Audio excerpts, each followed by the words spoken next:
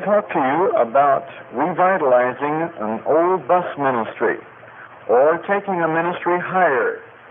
Now, some of you are going to start a bus ministry. You're just starting out. Some of you have one bus or two buses. You're just really starting a bus ministry. But others of you are going into a church where you have a number of buses, maybe 5 or 10 or 6 or something else. When I went to Hammond to take the bus ministry there for Brother Hiles, Brother Hiles said, "You've got to come." I said, "I don't want to come." He said, "You've got to come." I said, "You've got to, I don't want to come." He said, "You've got to come." I said, "I come. Here I come." So Brother Hiles, then we had 75 bus routes with 1,100 on 75 bus routes. Now, remember what I said about average? Boy, that's very important. Average. You got God's money you're investing there. God's tithe money belongs to the Lord, doesn't belong to you, doesn't belong to some budget, it really belongs to God. Seriously, you ought to go back and figure out what your average attendance is on each bus. And you ought to also figure how you're going to figure your average attendance. Now, I know some people that they got 10 workers on every bus. And some people think that you've got to have a certain number. Not necessarily so, Brother Gentry. By the way, let me say what a privilege I feel in having Brother Gentry with us in this great conference, and a privilege for me to be speaking with him. I love him in the Lord. Pray for him every day, Gardner, by name, and pray for his ministry, but pray for him by name. And I wish you, all of you folks, would put me and Brother Gentry on your prayer list. We have a hard road to hoe, and a lot of deacons to battle. Be quiet back there, Deke. I see Deke came up. Do you see Deke, the thing he came up in the center aisle over here? A little stroller there we have for Deke. But anyway, okay. Now, seriously so, pray for us, and we hope that you'll help us by this. Now, figure out how many you're running on your bus route. And remember that you're going to be responsible to God for this number, and be setting the goals to go higher and higher and higher, refining your routes all the time to get the stuff that's not doing anything out of it, and get the things that is doing something into it, and keep making it go. Okay, you inherit a bus ministry, and you've got 6 buses, or 8 buses, or 10 buses, or 15 buses, or 75 like I did in Hammond. What do you do? What do you do? Now, some churches are more organized than others. In some cases, you'll have committee after committee after committee. Now, somebody has well said that a camel is actually a horse put together by a Baptist committee. Now, that's true. I have a message on a passage of Scripture that was already preached on during the conference. And in that, I talk about the 4 men that brought the man to Jesus. And I said that they definitely were not Baptists, because had they been Baptists, they would have formed a committee to find out how to get the guy on the roof. Now, they did not do that. They just got him on the roof. Thank the Lord. Now, let me say that there are restraints that should be made on people, and we should feel responsible to people. The person who goofs up in his spiritual life and the preacher who fouls up is the one who feels responsible to no one. And that's something we need to have responsibility, first to the Lord. But we also need to have this free hand that Brother Gentry is talking about to change it. And when you take a bus ministry, it might be wise for you to have a heart-to-heart with the preacher to start with, if you're a layman or if you're an assistant pastor, and say, "Now, preacher, I want to go within certain boundaries. What boundaries do you want me to have? In other words, can I spend so much money? Do I have a free hand to spend up to so much money? Do I have a free hand to spend so much money per month? Do I have a free hand to redecorate the buses? Do I have a free hand to, how much free hand in the line of promotion? How much promotion do you want? What is taboo about promotions?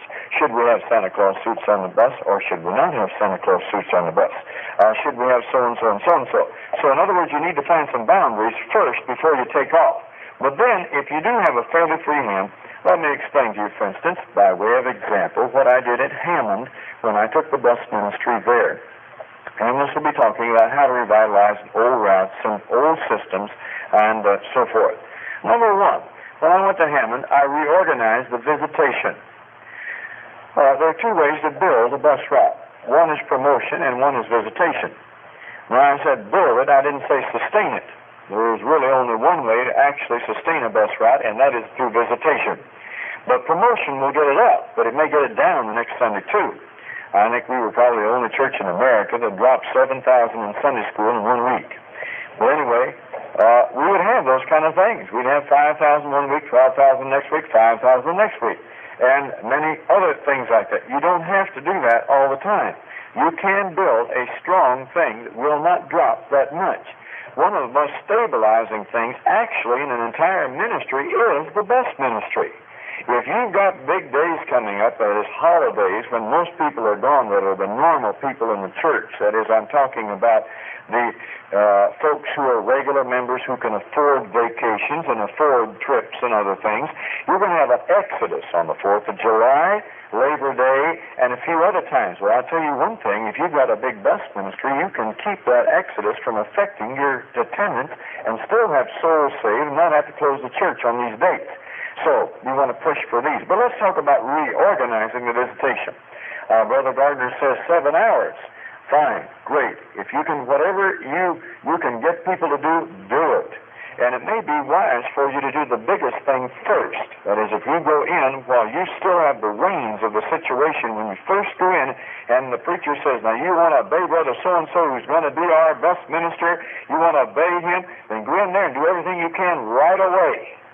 Right away, and let all the disgruntleds leave while they can, and work this. But anyway, first thing I did, I said 3 hours minimum for you to have a bus. You cannot have a bus route unless you promise me, the Lord, the pastor of this church, that you'll visit 3 hours per week. 3 hours per week, 3 hours per week. Number 2, under the visitation, I started a record system. And we sell a record system called the triplicate form. It's used by more people than anybody else in the world in the records, and it seems to be worked the best. We use it at Hammond, still use it in Hammond, and many other places. Trinity Baptist in Jacksonville and many other places use our triplicate forms. But anyway, these record systems, I went visiting with one fellow, and I said, why don't you have a record system? This is when I first got to Hammond, one of the bus captains. Well, he said, I don't need it. I keep it all up here. That's a bad place to keep it, I'll tell you. There were a lot of cobwebs up there, and you forget things. It was wintertime and very cold, and I said, okay. I said, all right, we won't use the record system on your route. Let's see how you do. And he said, now let's see, which street is it? I've got this, let's see, it's either this one or the next one. Okay, now I can make 3 calls while he's this one or the next one. See, and time to me is valuable. That's why I pour into 3 hours everything I possibly can, moving as fast as I can, talking as fast as I can. I just push and push and push and push and push and push and push. And you're going to have to train your people to do that. And if you're in the South, it's a lot harder to do. But I'm saying you're going to have to get some fast-talking Southerners to go ahead and do it right. Now, it may be that you have to string it out 7 hours if you can't get them to do it fast. But you want to make brief, quick, short calls and fast calls, and just as quick as you can possibly get the job done. Now, all right, I said, okay, which house is it? He says, I think it's one of these. I'm not sure which one. I said, what's their name? He said, I don't know, but I know I've got to stop here. So he knocked at the door. A girl came to the door, and he said, this was a real entree. I mean, he said, who are you? Kind of reminded me of the demon talking, in the Lord. Well, they said, Paul, I know, and Jesus, I know, but who are you? Anyway, he says, who are you? She said, I live here. He said, well, I didn't know you lived here. She said, well, I've lived here for 5 years. And do you have a little sister about this big? Yeah, I do. And it was the right house. But he didn't know. All right, people aren't complimented when you don't remember their name. People are complimented when you go to the house and say, is Johnny, Billy, Henry, and Sue at home? Johnny, Billy, Henry, and Sue. Woo! He remembered all those names. Great. Ha ha! He cares about my kids. And you do care about your kids. And so with your record system, you can go and call the individual names and say, so-and-so is absent, so-and-so is not absent. It compliments the people. It works a lot better. And by the way, that becomes your record system, becomes a prayer list that you labor over and pour your heart out over. God save these, God save these, God save these. All right, now, Additionally, I would get graphs and show them where they were going on their routes. And if I had just a few routes, as I did at Trinity to start with, when I'd have 10, 12 routes, something like that, I'd draw a whole big thing on the board of the graphs of how their routes were up and down and up and down. And I'd check about last year at the same time. If I saw a day that was particularly bad, when we used to have the time change back before the war. And but anyway, when we had the time change and other things, there were certain Sundays that were just dead Sundays unless you planned for them in a big way and promoted for them. All right, now, so reorganize the visitation. Demand certain things. Now, for instance, I asked my bus captains in Hammond, I said, don't come home. Don't come home unless you line up 10 new ones. I mean, you've got to line up 10 new ones before you even head home. 10 new ones.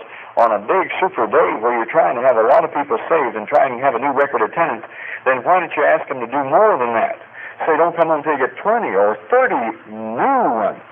Now, on a brand new bus route, you're going to have to get more than 10 and more than 20 to have anybody that first Sunday. You're going to have to line up 100 or many more. And it's easy to do it. You say, how about you?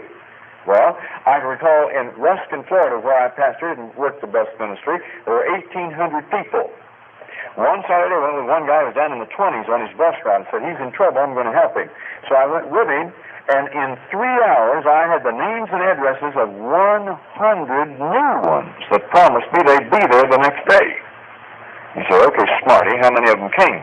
Well, I don't really know, but there were 91 on the 60-passenger bus, and 3 cars behind the bus that couldn't get on the bus. I'll take that for 100 promises any old day. Now, seriously, and I'm serious about this, absolutely serious. Line up. Now, number 2, try to find ways to make it easier on the bus captain. Now, I'm for my captains. I'll fight for my captains. I expect them to fight for me. If somebody jumps on them in the church, I'm ready to defend them. I'll whip out my water pistol and give it to them. Now, really, I'm serious about it.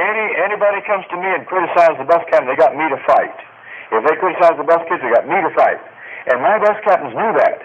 And because of that, they felt they had a champion, somebody that would take care of their cause. No longer were they the second-class citizens that couldn't teach a Sunday school class, or they weren't qualified to be deacons, so they're going to get a bus route. No, I wanted to elevate them and make them into somebodies that would be elevated. And so I tried to find ways to please them. Well, here's some of the ways. When I went to him, and I found out, now let me say, don't criticize anybody who's been a predecessor of yours. And I'm not. Please understand, I'm not. I do not know the reason. There may have been a very good reason at that time. But the bus garage was 12 miles from the church in Hammond.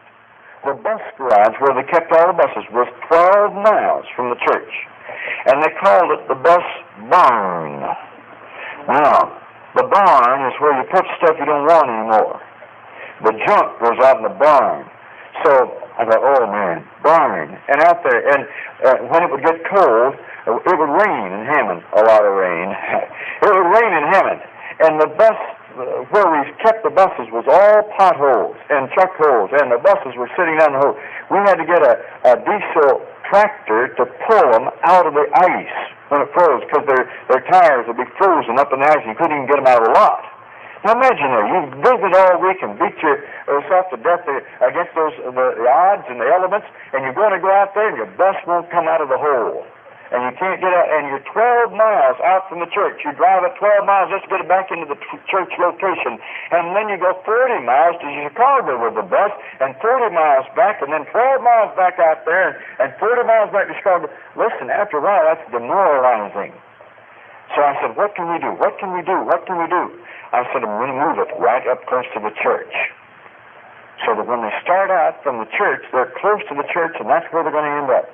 It took 30 minutes to go those 12 miles, and 30 minutes to get back to the church, the 12 miles, and 30 minutes. So in other words, I saved them 2 hours by moving the bus center back to the church. Now, the property around the church was almost untouchable, so I went north toward Chicago, 3 miles from the church, and bought an old, it was a manufacturing home for mobile homes. It had 41,500 square feet inside the building. We could park 50 buses inside the building and keep them warm, steep heat. There were 14 offices in the building. There were spaces for a place where you could work on 6 buses at the same time mechanically and paint 3 of them at the same time, plus several acres of parking. Okay, then when we got that, I didn't call it the bus barn, I called it the bus center. Well, the house used to kid me all the time and said, you wouldn't call it the bus suite after a while. And if I could have gotten by, I would have called it that. Now, seriously, elevate it.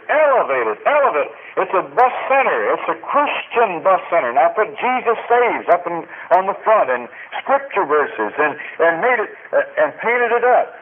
You mean an old, greasy bus barn and a place like that, and you painted it? I painted it up and put carpet on the floor where you walked in and had a coffee maker. It was neat and clean and had secretary service and had all kinds of things and tried to make it into something.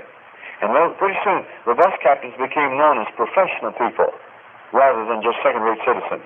And they ought to be. Bless their hearts, they're bringing 1/2 and 3/4 of the crowds that we're preaching to. They ought to be something. They ought to be something.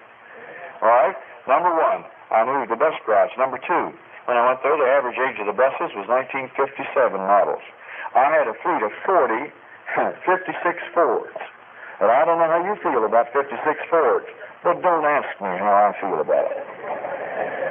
Baling wire. Boy, I mean, tell you, they were wrecks, and it just tried to crank them up. So I tried to, I changed. I tried to upgrade the fleet by buying and selling, and buying and selling, and buying and selling, and I don't advise everyone to do this. I do not advise you to do this. But I did something else. I started to get all one make of a bus. I found over in Maryland a fleet of 30 beautiful buses.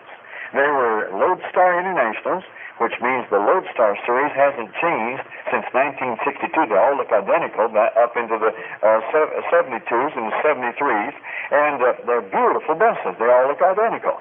And so I bought that whole fleet, and everybody was excited about that. The folks in the church were excited about it, and it didn't cost me that much money. I only lost 2 of them on the way back from Maryland, but I'm saying you can drive them from a long distance. You'd be surprised what they'll take.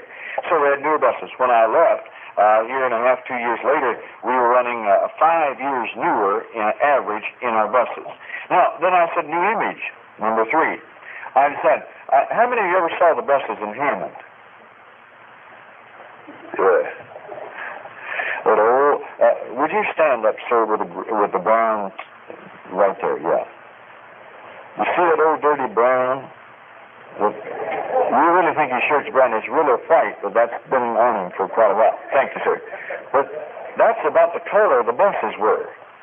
They were kind of a chocolate with a desert sand that, well, anyway, it looked great on a 55 Buick, but it didn't look so hot on a great big bus. And so I said, with the permission of the pastor, I went into first to find out what it was the pastor who chose that color. And then I said, Dr. Howard, I found out you did not choose the color of the buses last time. I said, I want to talk to you about changing the image of the bus ministry and the colors of them, and I'd like to go ahead and try to change them. Now, let me say, I've learned one thing in the bus ministry. You don't even have to have a painted bus to get them in. That isn't the point. And you don't have to have a new bus to get them. That isn't the point. The point is really the captain. But I'm trying to do something to spur those captains on. So I started painting the buses blue and white. And it had red lettering with black shadow on it, and a beautiful lettering. I think they were beautiful buses. And you girls are from Hammond, you can testify to this. But I thought they were a good combination. And everybody said, don't do that, don't do that. It's all this dirt up here. You paint them white, they look awful. Yeah, but they looked clean for a while anyway. But they didn't look dirty all the time, like the other ones did. And so I'd get up in a bus meeting and I'd say, okay, all you jokers who won't visit 3 hours a week, you get the old buses. But all of you who want to go ahead and visit 3 hours a week or more every single week, you'll get the brand new blue and white and red buses and those lovely... I remember one lady, Marge Abner.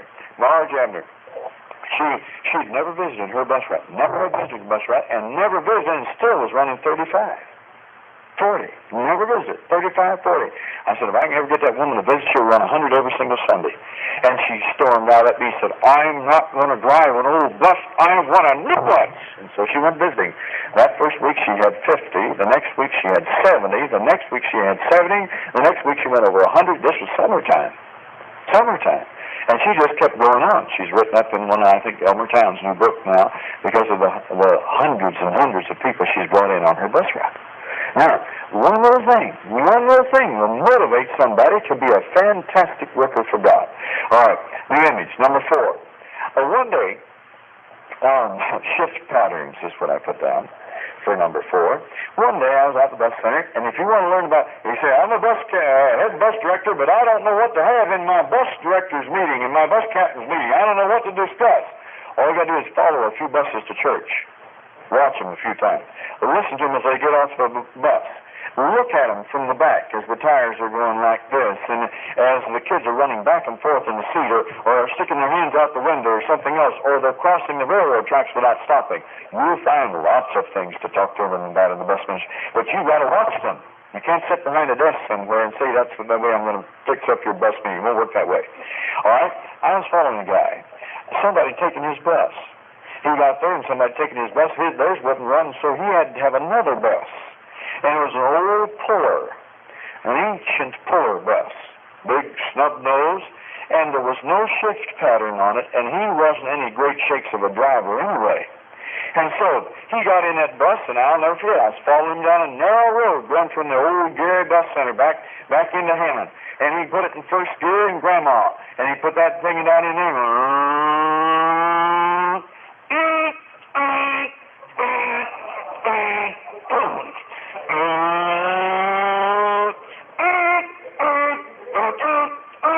And he couldn't get that thing in gear. Now, while he was doing this, the duels on this side were off of the road flipping mailboxes. He was down there trying to shift that thing in gear. I pulled ahead of him, stopped him, and I said, man, you're flipping the mailboxes. You've hit I don't know how many trees along the side, and there's a bridge coming up, and you better not do it. He said, Brother Beebe said, I just don't know how to shift this thing. This is a foreign deal to me. I don't know anything about it. And so I went through the shift pattern with him, tried again. Before the day was out, he'd had an accident and sideswiped a car with that bus. I said, it's my fault. It's my fault. It's my fault. He went out there. He didn't have to, all I had to done was just put a shift pattern on there. He'd have been fine.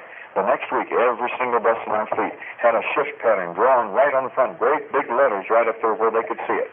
Now, there are many other things that you can do, but I'm saying find things that you will have trouble with. Talk to your bus captain, and don't ask them to tell you. Don't ask them to tell you. You may generate some things you didn't want. But listen to their talk. Ron Rogers, one of the greatest youth directors in the world, probably the greatest in America that I know. And Ron people asked him, said, what do you preach to the kids about? He said, just listen to them. Listen to them to each other. When you can preach, you have a message every week. Every week, something they've been into. And you'll find out. And you've got to have your ear tuned to your captains, or you're going to have trouble. You're going to have trouble. All right, now, try to find some way to make it easy. Number 3, set goals. Set goals. We've heard something about goals already. But set them. And set them accordingly. How many do you want by the 1st of next year? I'm talking about average. What would be the high hit by the 1st of next year? Plan for it. And announce these goals to your captains. And so forth along this line. Now, another thing I saw was the 50 Club and the 100 Club. In our church, there had never been a reward given for 50 or 100 on a bus. This is Hammond First Baptist. And so I started the 50 Club. I said, okay, I'm going to give you a tie tack, a pin, or a tie clasp. BB Publications handles those. And I'll give you a tie tack. This is a 50 Club emblem. You can't buy one. You have to earn it. And so, man, well, I want 15, so they go ahead. I said, you get it the second time. And some people have a 450 Club. You got to make 54 weeks in a row in order to get one. And so forth. However you want to do it. Some of them have 65 clubs. However you want to do it. Whatever you think you can motivate. I said, okay, you get it the second Sunday, and I'll give one to your driver, too. Well, sure. I'm for 50 folks. I said, 100 Club, we'll give you a sports blazer. We'll give you a double nut sports blazer and an emblem. Now, let's see. I saw somebody with one of my emblems on. Who's got one of my emblems on? Stand up. He's got it on the shoulder there. Okay? I said, 100 Club, right down here. 100 Club, exclusive club. I put in the lobby of the First Baptist Church of Hammond a big plaque with walnut and brass, and I said, and I took two of these bus tie clasps and put them on there, and soldered them on there, and I said, these following people have achieved the unbelievable total of having been responsible for bringing over 100 people to Sunday school on one day. And man, I read that thing from the platform, and the people all perked up, and I got the idea from Gardner. He had 100 circle, and we had the pictures of these folks out in the lobby in the winner's circle, 100 circle. Get your picture in there. Get 100 on your bus route. All these things. Listen, folks, we want to belong to something. You want to belong to an exclusive club? See? Fix an exclusive club, and so we did. 100 Club. We give them a blazer and the emblem when they got to 100, and so forth. I have made for one bus ministry in California a number of special emblems with 300 Club, where they've had over 300 on the bus routes, and numbers of them. Okay, now, then number 6, or number 5, I think it is, I set up a divisional system. I said, now we got so many routes. I said, I'm going to divide you up into different, the pies, geographically. And I'm going to take the top captain and make him responsible for all the others. If you have, and it works for you, superintendents for your Sunday school and your junior superintendent and young people superintendent and others that motivate those other workers, why would it work for the bus ministry? And so we did this, and that worked and did a great deal. Now, I'm just going to stop here with the last one. Be kind, sweet to your bus captains and love them. Pray for them. You should try to visit in their homes and find out some of the problems that they have and work with them on that. Well, let's stop there and have questions now. Time's already gone, so let's go for questions. Right back there.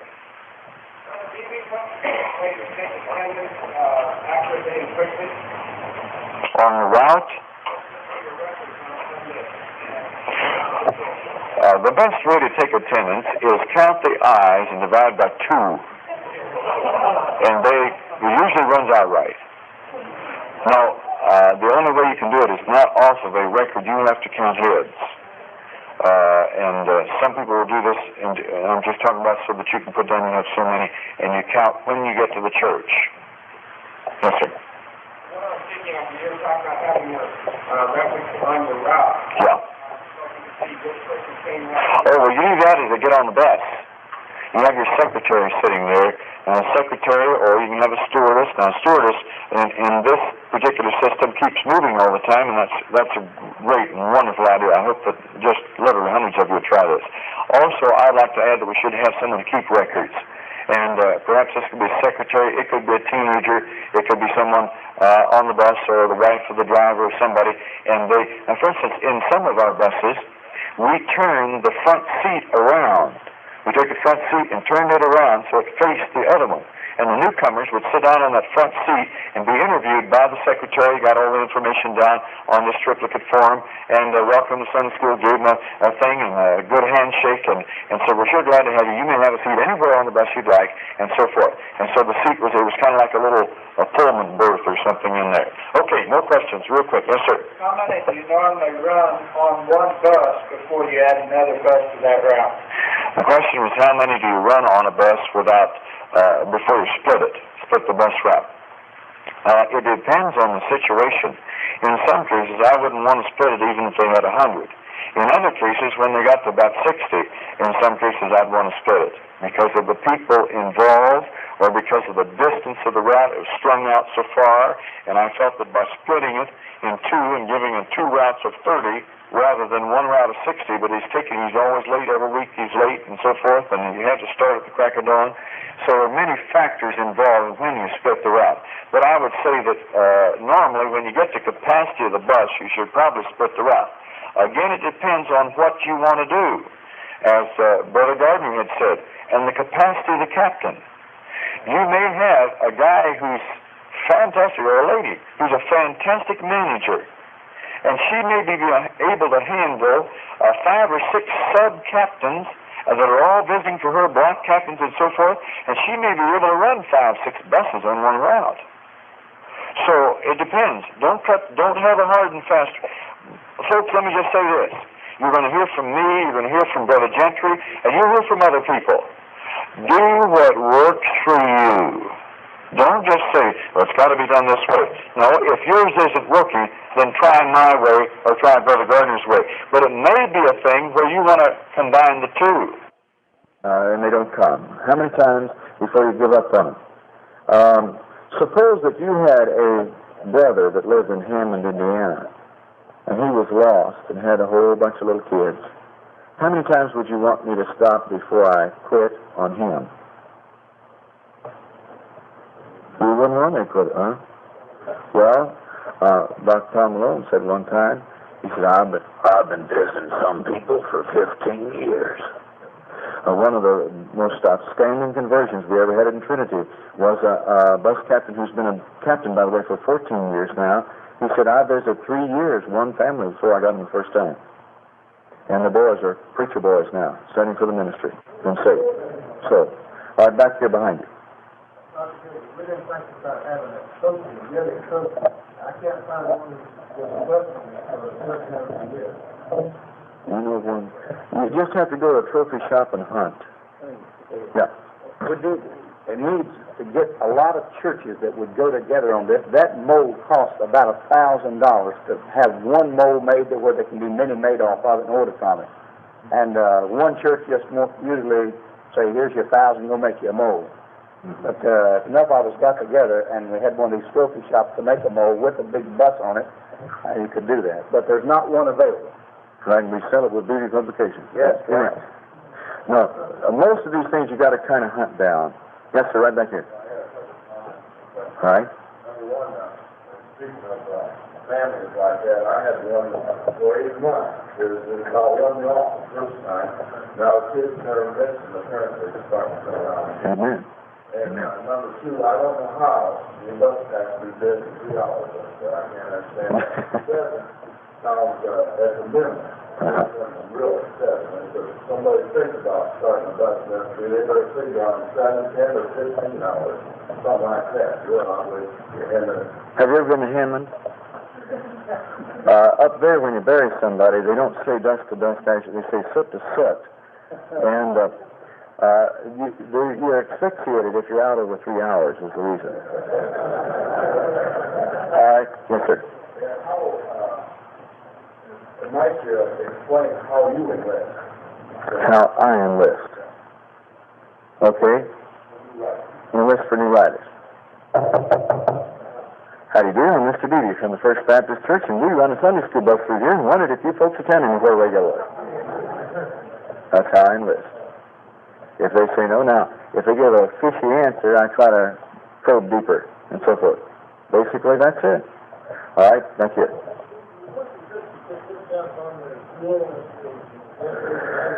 Do most churches get discounts on fuel and so forth?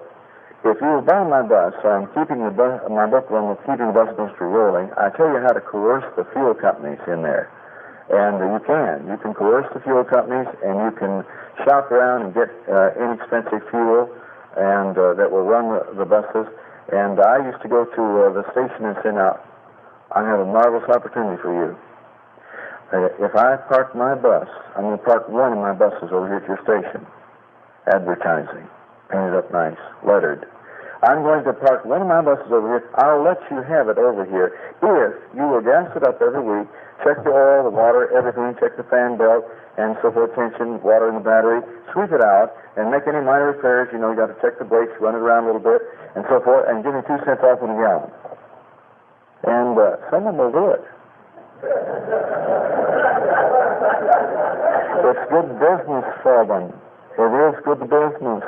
The reason is that now, of course, you don't want to get a crook, and you want to get somebody with a clean station, and somebody if you possibly can, get a Christian. See, because in a way you're endorsing them. Way in the back. Yes, sir. There are pictures of it in the book there, and you may get an order form that explains how to use it, how many you need. They're $3 a hundred, and if you buy more, they're less than that. It's a 3-part form. The first part that you use, you give to the Sunday school teacher. Secondly, goes to your records for your entire church, for a mailing list, and the third is card stock and stays on there for a whole year. You can just check attendance for the year there. All right, over here. John Thompson is just one to the Lord, and they get into the bus ministry. What do you recommend for training? And you get in the bus ministry? A new convert, and they want to get in the bus ministry. What part or facet? They are a bus captain. Well, all right. I'll be covering that in the motivation and recruiting of workers. Let me wait until then, okay? Because there are a lot of things you can do. Do you have any problem with vandalism on your book? Yes. Also, that's covered in that book on security of your bus fleet. Whether you should build a cyclone fence, whether you should get a mean dog, and that's true. A lot of times you should get a couple of nice mean dogs. This is true about parking in under a light at a gas station, whether you should park them at the church, whether you should park them at somebody else's house, and so forth. There is trouble with vandalism, so make sure and get comprehensive insurance. Not collision, necessarily, but get comprehensive insurance along with your property damage and liability, because your comprehensive covers the vandalism and glass breakage, and remember there's $900 worth of glass in a bus. Usually when they break all the windows out of one bus, they just junk them, because they can't afford to put the windows back in. All right, one more or two more questions. One more question. How do you get around those dogs when you're knocking doors? Well, how do you get around them dogs when you're knocking doors? Right here is, right back there is where one got me. You want to see where one got? Look at this one here. Look at this. That's a big dog got him. A Korean dog. Had a big bite. If you haven't gotten a few battle scars, you probably haven't done much visiting. Seriously, though, I do. I have been bitten on the bus route. Usually, I don't ever turn my back on a dog. I did one time, and that's the reason I don't ever turn my back on a dog anymore. I was just going up the stairs, and a great big old chow came out and bit the fire out of me, and blood running down my leg, and I knocked on the door. The woman, I said, "Your dog just bit me." He said, "He's never bitten everybody." I said, "Look." Seriously, and that's true, it happened to me. But I do not turn my back on a dog. I try to look confident. I don't try to secrete any adrenaline. I don't. I just don't worry, and I walk up bold. In fact, as I usually go, "Come on, walk. Come on, boy, that's the way."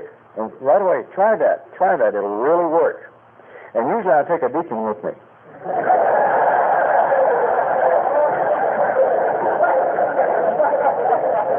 They love deacons. Deaconries are good. Now, some people have suggested ammonia in a squirt gun, and that'll get them, boy. And so, okay, our time is gone. I've taken 2 minutes more than I should have.